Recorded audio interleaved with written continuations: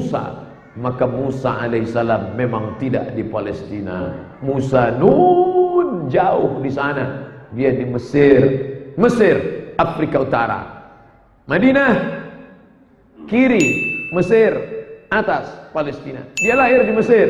Ketika itu seorang raja bernama Fir'aun. Tidak ada raja yang paling hebat daripada Fir'aun. Sampai hari ini menjadi keajaiban, 7 keajaiban dunia, piramid besar. Belum terpecahkan oleh insinyur. Kenapa bisa dibangun bangunan tinggi yang besar? Tiang-tiangnya, batu batanya saja lebih besar daripada tiang masjid kita. Disusun satu batu batanya itu katanya 2 ton beratnya. Kalau tak percaya, bawa timbangan ke sana, timbang. Bisa dibangun mereka. Tinggi bangunan piramid itu. Luar biasa. Tapi kejamnya Fir'aun juga luar biasa. Yudhabbi'una abna'ahum, anak laki-laki. Wa yastahyuna nisa'ahum, anak perempuan, biarkan hidup. Tapi kalau anak laki-laki harus dihabisi. Gara-garanya apa? Ternyata raja yang perkasa itu takut dengan mimpi. Suatu malam dia bermimpi, dia lihat ada anak laki-laki, bayi kecil menarik mahkota kerajaannya. Habis itu dia bangun, dia kumpulkan semua watim pir, dewan pertimbangan Fir'aun. Kumpulkan semua. Kumpul, semua datang ya. Ya, besok mereka semua datang. Ada apa Tuan On? Saya tadi malam mimpi. Mimpinya apa? Nampak saya ada anak laki-laki menarik mahkota saya. Oh, bahaya. Artinya ini ada anak yang lahir tahun ini dan dia akan mencabut mahkota kekuasaan kerajaanmu, maka kau akan binasa. Dia pun ketakutan. Rupanya orang-orang yang perkasa punya kekuasaan itu takutnya luar biasa. Sama mimpi pun dia takut.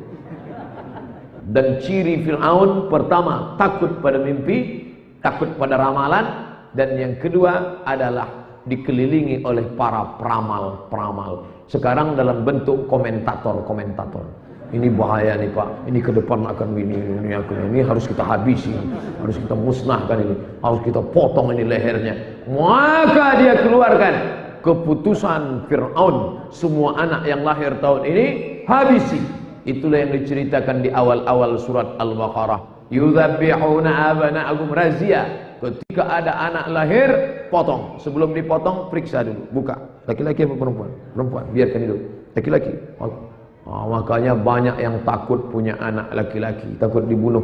Sekarang mungkin Bapak Ibu melihat ada laki-laki takut menyatakan dirinya laki-laki. Kamu laki-laki apa perempuan?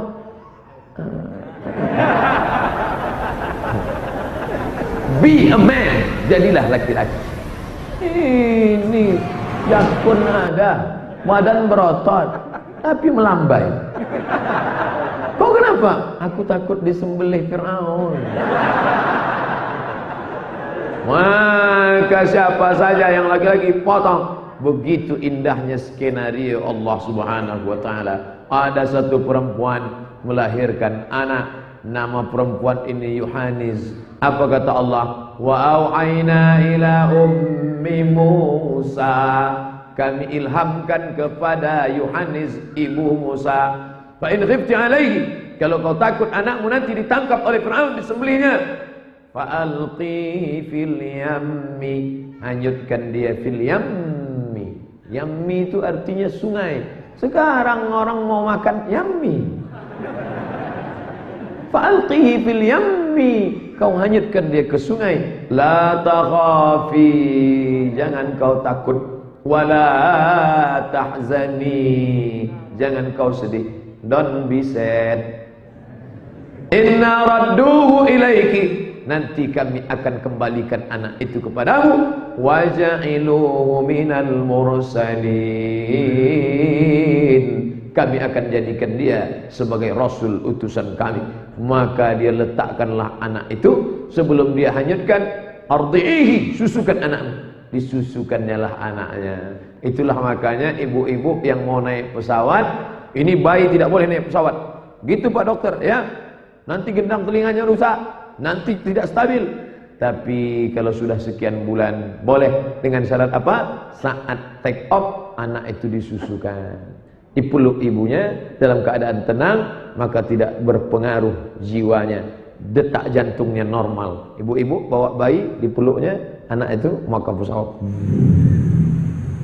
anaknya tenang, bapaknya pula tak tenang. Asik menengok pramugari.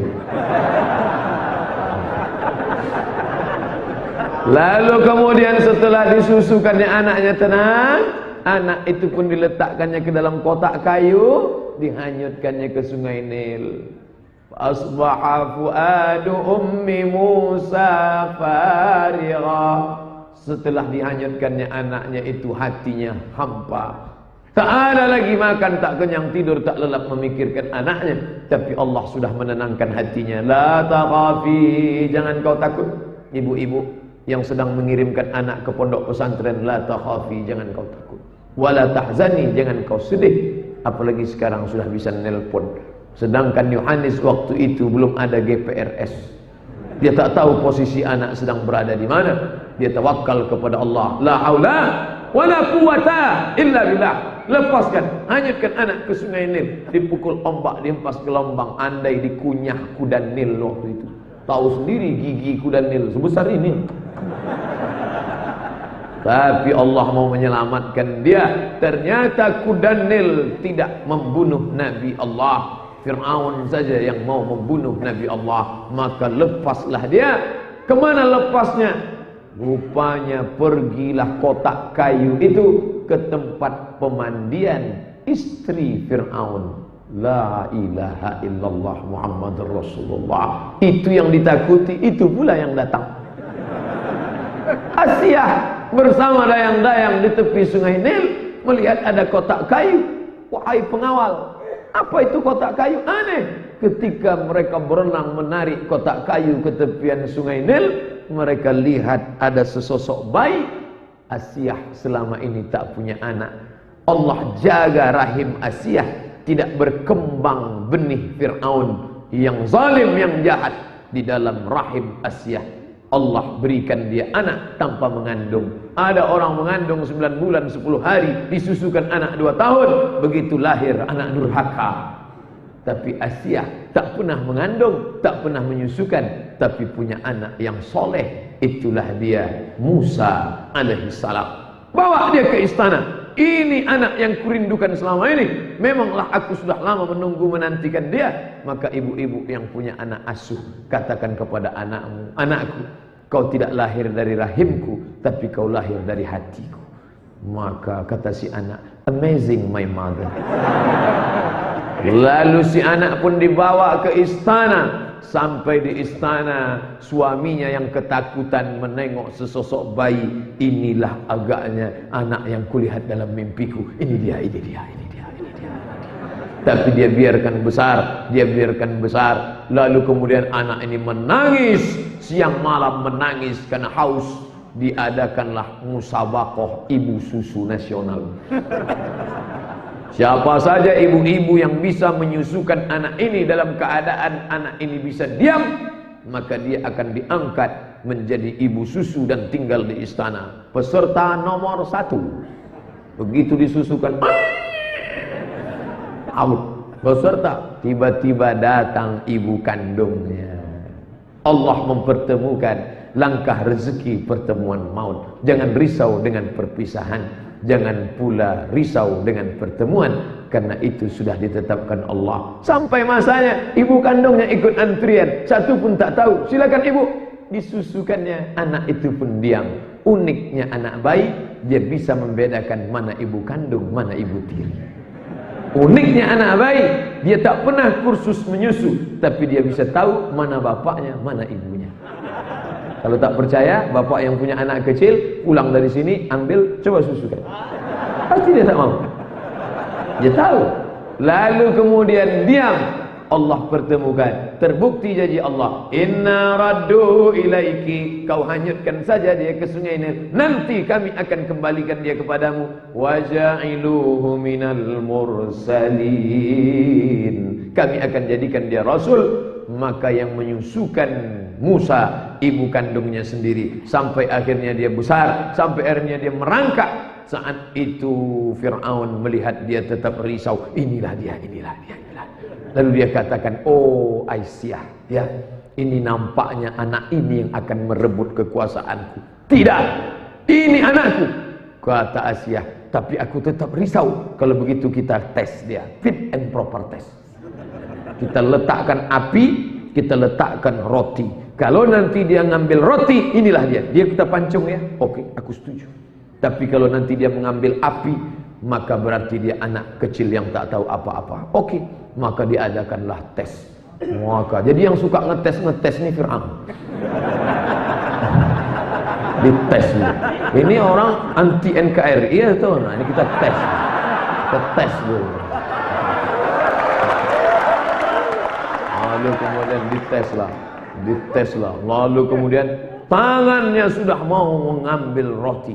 Karena setan menggiring tangan Musa mau ngambil roti, disitulah datang malaikat menolong, diambilnya api, diletakkannya ke lidahnya, luka lidahnya sedikit, maka ngomongnya pun kurang jelas. Makanya ketika dia akan menghadap Fir'aun, dia berdoa, Rabbi syrahli sadri, lapangkan dadaku karena aku akan menghadap Fir'aun, wa yassirli amri, mudahkan urusanku supaya aku jangan susah dalam perjalanan, wahlul uqdatan min lisani, hilangkan kendala yang ada pada lidahku, yafqahu qaul, supaya Fir'aun nanti bisa ngerti apa yang aku ucapkan. Begitu salah satu pendapat tafsir ulama. Allah selamatkan dia, Allah yang menurunkan pertolongan. Setan tak dapat menyesatkan. Kalau Allah sudah menurunkan pertolongan, maka mintalah kepada Allah. Qul huwallahu ahad, katakan Allah Esa, minta tolong kepada dia.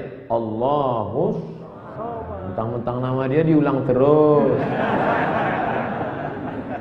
Di mana Muhammad sallallahu alaihi wasallam hijrah? Palestina. Kemana dia menghadap awal salat? Palestina.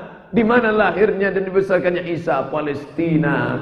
Lalu bagaimana dengan Musa? Apa hubungan Musa? Allah memerintahkan Musa membawa keturunan Nabi Ishak yang ada di Mesir, yang tertekan oleh Fir'aun. Bawa keturunan Ishak ini menyeberang ke bumi Palestina. Berapa orang yang dia bawa menyeberang Laut Merah itu? 600.000 orang.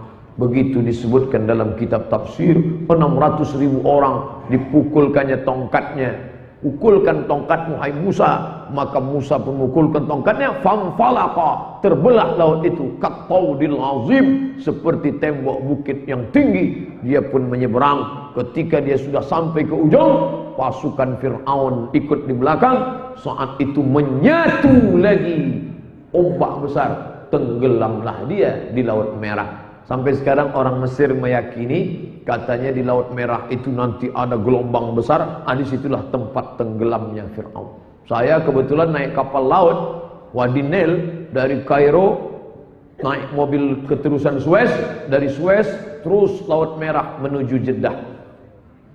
Abu Somad, ya, kemarin waktu naik kapal di Laut Merah, di mana terasa gelombang yang paling besar? 2 hari 2 malam perasaan besar terus.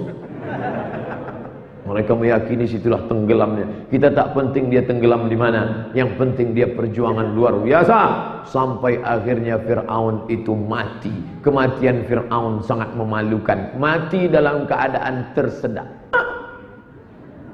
Mati. Masuk cairan ke dalam paru-parunya. Kita tidak mungkin air masuk ke paru-paru, karena setiap air masuk kita pasti bersin. Andai orang sambil minum ngobrol, tapi Fir'aun apa boleh buat? Masuk air garam. Sedangkan masuk ke tenggorokan saja air garam sakitnya luar biasa. Masuk ke dalam paru-parunya dan akhirnya dia pun mati.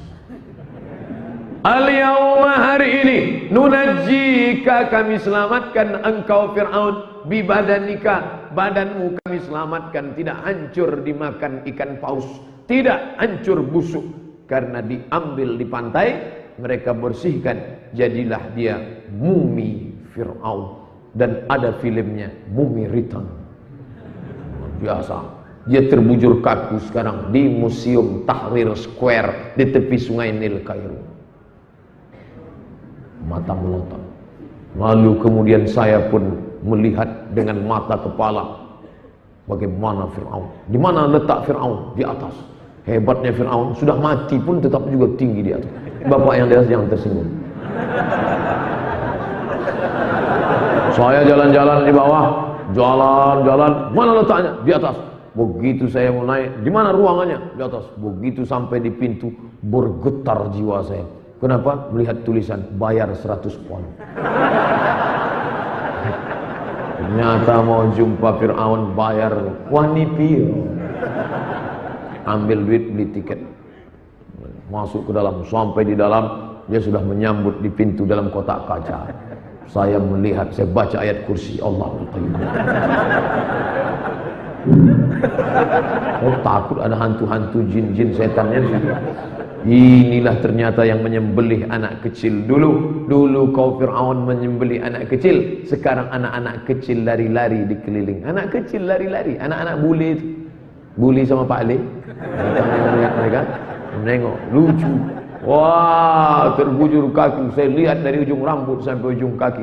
Rambutnya kuning keemasan, hidungnya mancung, kulitnya sudah hitam mengering, sampai ke kuku-kuku kakinya. Saya lihat kukunya panjang-panjang, kukunya, tangannya saya lihat. Tapi dia tetap pakai kain, tetap pakai basahan.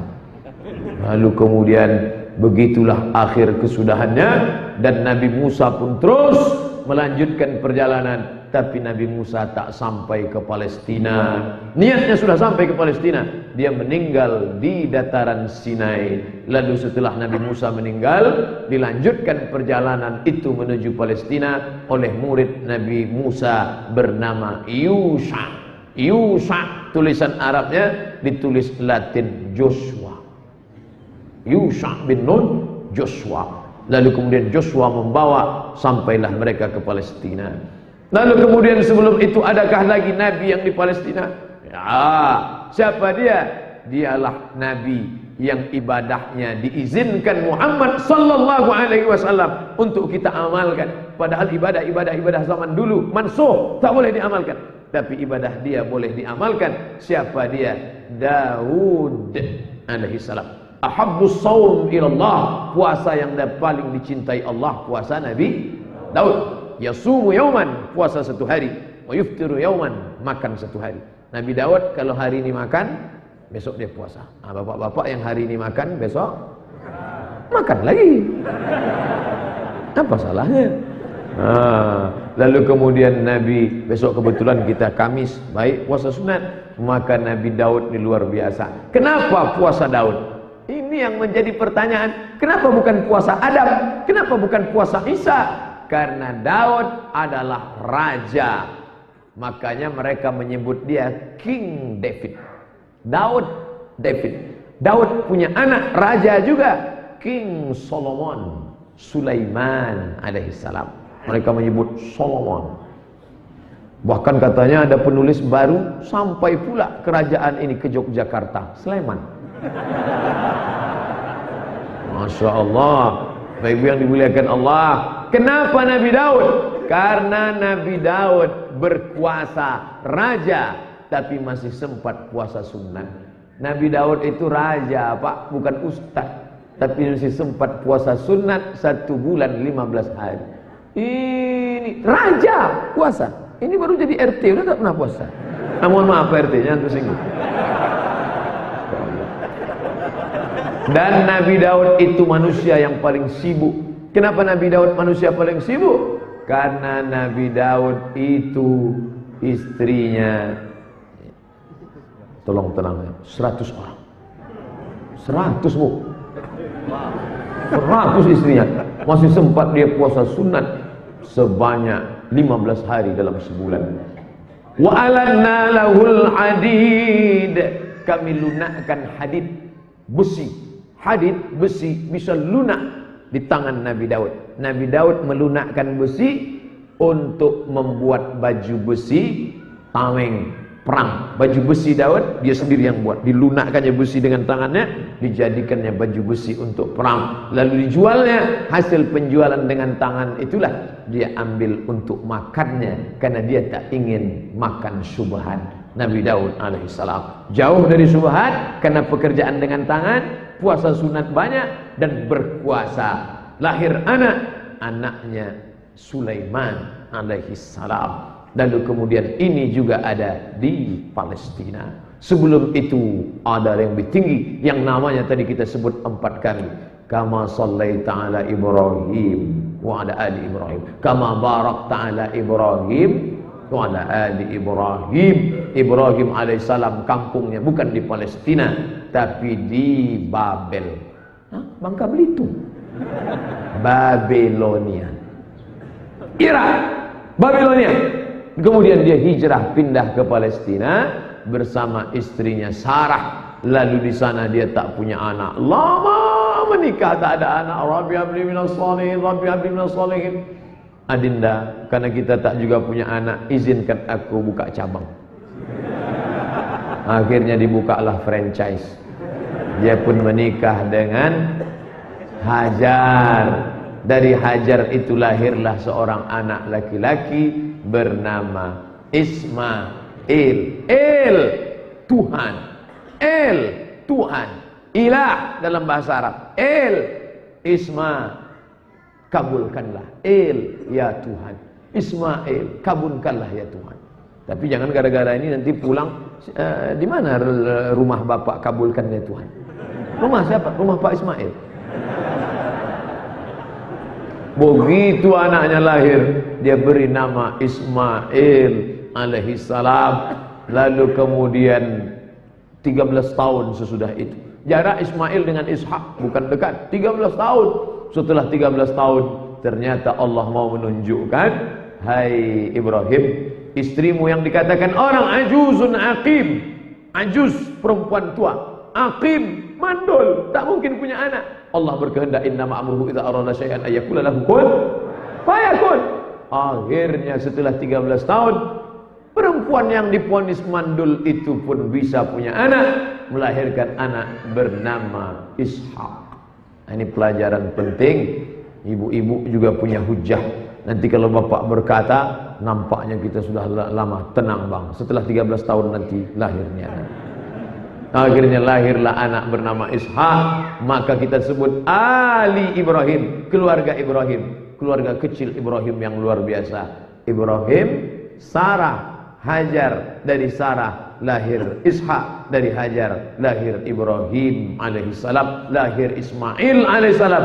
Cucu cicit keturunan inilah yang menjadi nabi-nabi yang diutus Allah subhanahu wa ta'ala ke bumi Palestina. Dan Nabi Muhammad dari jalur Ibrahim juga, karena Muhammad itu adalah anak dari Abdullah, Abdullah anak Abdul Muttalib, Abdul Muttalib anak Hashim, Hashim anak Abdi Manaf, Abdi Manaf anak Qusay, keturunan daripada Kilab, Lu'ay, Fihir, cucu cicit dari Adnan, Adnan keturunan Ismail, Ismail anak kandung Ibrahim alaihissalam. Ibrahim sudah berkata, nanti dari anak cucu keturunanku akan ada nabi terakhir yang akan memimpin dunia, dialah Muhammad sallallahu alaihi wasallam. Dan Isa juga berkata, apa kata Isa? Ya'ti mim ba'dismuhu Ahmad.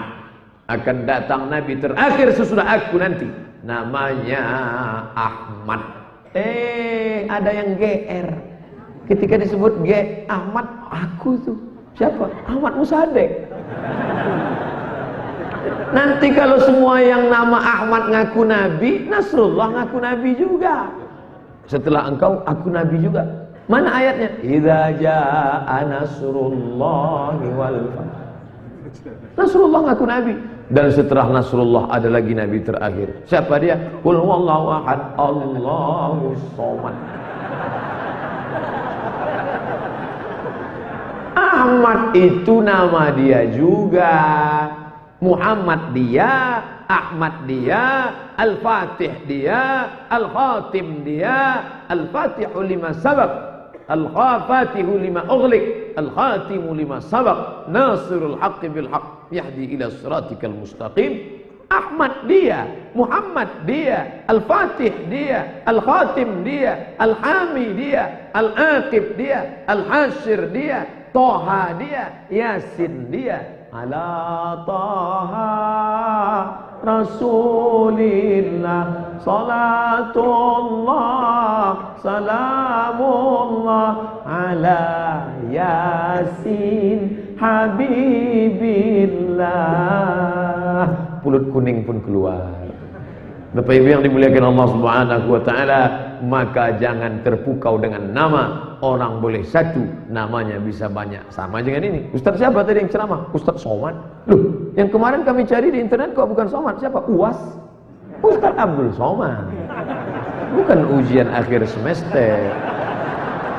Bapak Ibu yang dimuliakan Allah Subhanahu wa taala, saya ingin menceritakan inilah makna ungkapan firman Allah, Allazi barakna haulah. Kami berkahi sekeliling Palestina karena di sana bumi para nabi. Ibrahim hijrah ke sana, Isa di sana, Musa pindah ke sana, Muhammad sallallahu alaihi wasallam menghadap ke sana, bumi yang penuh berkah. Jadi kalau ada orang hari ini nulis di koran, Twitter, nge-tweet, tulis update status, kita tidak ada hubungan apa-apa dengan Palestina, nggak usah terlalu repot dengan Palestina, ini kepalanya bengkok.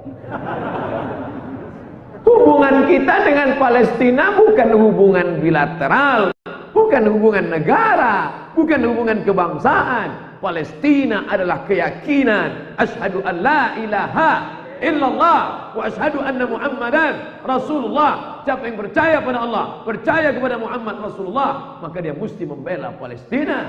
Semua yang ingin merampas Palestina, maka harus batil, harus musnah di muka bumi ini, termasuklah Donald Bebek. Allahu Akbar. Nanti kalau ada anak-anak muda kita turun ke jalan, biro, bidam, nufkiyah, Allahu Akbar, Allahu Akbar. Datang bapak-bapak bawa mobil. Apanya anak-anak repot-repot Palestina? Apa yang ribut-ribut dengan Palestina? Biarkan aja urusan negara mereka. Bapak Islam apa enggak? Kamu ragu dengan Islam saya? Gak yakin saya ini Islam? Tes saya. Tes saya kalau gak percaya saya ini Islam. Nanti kalau kita main tas tes, setiap orang datang buka celananya. Udah sunat apa belum? Kau mesti tunjukkan cintamu pada Palestina. Maka jangan heran tadi kalau Pak Ketua Masjid pakai sorban Palestina. Palestina, save Palestine. Bangga kita melihat anak muda pakai baju gambar intifadah, save Palestine, we love Palestine. Bangga kita, walaupun nggak sholat. Janganlah. Kalau sudah tulisannya Palestina, tentu sholat. Tapi masjid yang baju yang bertuliskan Palestina jangan dibawa sholat. Ini gambar intifadah, orang sedang memanah, dipakainya sholat. Allahu Akbar. Orang yang di belakang nengok. Beli di mana kaosnya? Baju-baju bergambar. Nah, ini Palestina adalah kecintaan kita. Paling tinggi adalah datang ke Palestina. Nah, ini datang ke Palestina. Yang punya duit pergi umrah. Sebelum pergi umrah atau setelah umrah ke Palestina, tunjukkan bahwa kita cinta Palestina. Setelah melihat Palestina dengan mata kepala sendiri, Pak Ustaz, akhirnya suami saya itu pulang, semangatnya luar biasa. Allahu Akbar. Mudah-mudahan kita diberikan rezeki sehingga bisa ke Palestina insyaallah. Tuh, mesti bapak yang nanam sawit, yang nanam karet, niat di awal. Aku nanti kalau ini tumbuh, aku mau Palestina, aku mau ke Palestina, aku mau ke Palestina, aku mau ke Palestina. Pas mendodos sawit, aku mau ke Palestina, aku mau ke Palestina. Gitu. Ketika dapat rezeki, bawa anak-anak, tunjukkan kepada dunia, inilah Palestina, kami cinta Palestina. Foto di sana, like and share. Save Palestine, save Palestine. Begitu. Sekarang bule-bule orang barat saja unjuk rasa di jalan. Betul? Mereka selamatkan Palestina paling tinggi. Tapi jangan sampai saya mau ikut perang melawan Israel. Belum tentu sanggup. Memang sanggup. Saya tidak ingin nanti membaca radar Lampung. 3 orang Lampung terdampar di Palestina. Bukannya menghabisi Yahudi, malah terdampar karena nggak dapat lontong sayur. Memalukan. Nah, yang bawah kirim bantuan uang. Berapa duit? Di sini banyak anak yatim, orang susah. Bagi 2. 100.000 di sini, 100 di sana. Cuman 100 Pak Ustaz, 50 di sini, kirimkan ke sana. Man jahaza ghazian faqad ghaza. Siapa yang mempersiapkan bantuan untuk perang, maka dia dapat pahala perang walaupun dia tak ikut perang. Allahu Akbar. Makanya biasanya kalau acara itu, begitu saya katakan tolong Palestina, keluar kotak langsung. Keluar kotak. Palestina keluar kotak. Berapa kotak yang keluar Pak? Ada 10 Pak Ustaz. Tolong kawal, jangan sampai pulang 5. Satu orang bertanggung jawab bawa. Udah agak jauh, tarik. Karena banyak juga yang meneriakkan Palestina. Allahu Akbar, Allahu Akbar. Begitu udah ke ujung, Allahu Akbar. Rupanya KW punya. Banyak yang KW sekarang. Lalu saya nggak sanggup Pak Ustaz. Mau ke Palestina nggak sanggup. Mau ngasih duit juga nggak sanggup Pak Ustaz. Saya kalau diajak iktikaf insya Allah. Kalau diajak dengarkan ceramah hujan-hujan insya Allah. Tapi kalau udah keluar duit nih Pak Ustaz. Kalau teriak Pak Ustaz, Allahu Akbar, Allahu Akbar. Tapi begitu keluar duit, tak bisa. Oke, yang paling rendah doa. Angka doa. Saya belum pernah, setiap khutbah belum pernah saya tinggalkan. Kalau khutbah Jumat saya tetap Allahumma ansur ikhwanan al-mujahidina fi Palestin. Amin. Amin. Gitu jemaah. Apa yang kau tangiskan tadi? Ustaz Somad doa untuk Palestina. Ustaz Somad berdoa untuk Palestina. Emang kau ngerti bahasa Arab? Enggak. Terus Palestin kata dia. Palestin itu pasti Palestina. Oh, Masya Allah. Nah, kalau saya diminta sholat jadi imam, saya memang menolak. Saya takut khawatir menimbulkan fitnah. Ini saya tak tahu masjid ini bismillahnya sir apa jahar. Sementara saya di masjid dekat rumah saya jahar. Bismillahirrahmanirrahim. Alhamdulillahi Rabbil Alamin. Ar-Rahmanir-Rahim. Itu saya tunjukkan bahwa saya bisa jadi imam. Tidak bisa jadi imam. Ustaz Somad itu ceramah aja. Setiap jadi imam bisa. Cuma saya tak mau menimbulkan fitnah. Tiba-tiba saya baca jahar. Bismillahirrahmanirrahim. Selesai sholat orang marah. Ustaz, masjid ini bismillahnya sir. Ini kan masjid Muhammadiyah. Alhamdulillahirabbil alamin. Saya tak tahu masjid ini pakai kunut apa enggak. Nanti tiba-tiba dibuat kunut rupanya enggak berkunut. Dibaca berkunut rupanya enggak berkunut. Enggak berkunut rupanya berkunut. Akhirnya orang bukan mencerna ceramah kita. Pulang dia dari masjid, gimana Ustaz Somad tadi? Ternyata enggak pakai kunut. Dia tak ingat isi ceramah, menimbulkan fitnah.